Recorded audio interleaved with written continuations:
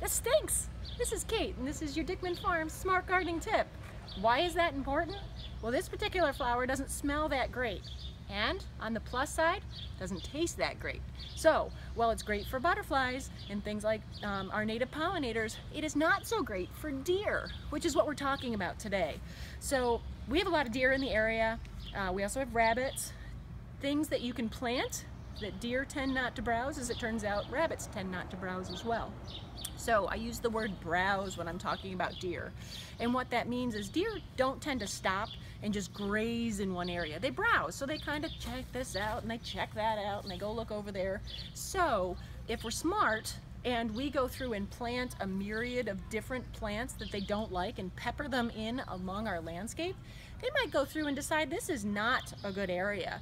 And they tend to investigate these areas spring and fall. So when these plants are coming up and they're investigating and they're nipping on this and they're nipping on that and they go, ugh, they'll move on to other browsing areas down the road, hopefully.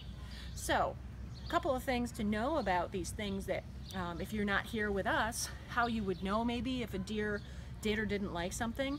Well, things that tend to have strong fragrance, like things in the mint family, like this catmint and this agastache here, they have strong leaf fragrance. The whole plant is a strong, delightful fragrance to me, but to deer, not so much. And the other thing to know is if the leaf is fuzzy or furry or thick, they tend not to like those as much. They like that nice smooth, like you wouldn't want furry lettuce. That's why some people don't like peaches, because of the fuzz. Same thing for deer, not so much.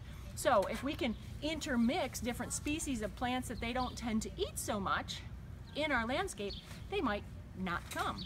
But because they're browsers and they pass through, the other thing we want to do is we want to add a repellent. And what do repellents do? Well, just like what they say. They tend to repel the animals, and they work generally by scent and by taste. So we're going to go through and go, ooh, this doesn't smell so good. And, ugh, it doesn't taste so good. So you have those two things, and guess what? We add those two things together and we get, I don't want to eat here. I'm going to go away. Now you and I can get used to anything, and as it turns out, so can deer and rabbits. So you want to rotate your repellents. Liquid fence works wonderfully, but if you use it time after time after time, it loses some of its effectiveness. So you switch it with something like this deer stopper, or perhaps this deer and rabbit go away. One thing to know is this particular product right here is the only one that you can spray on fruits and vegetables. So when you're going and looking and shopping for these things, make sure that you're reading how to use them and on what to use them. We also have things like this one. You can hear that sound, shake, shake, shake. That shaking sound means it's a granular. This particular one works from the inside out. You spread it on the ground, and it's taken up by the plant, and it makes them taste worse. So, and there's another one here. This you put in a little container, a contraption, and it emits a fragrance consistently, so you don't have to worry about water washing it off.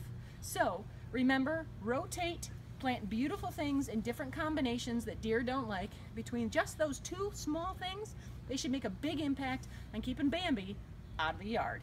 So stop deer from coming in. This has been your Dickman Farms Smart Gardening Tip.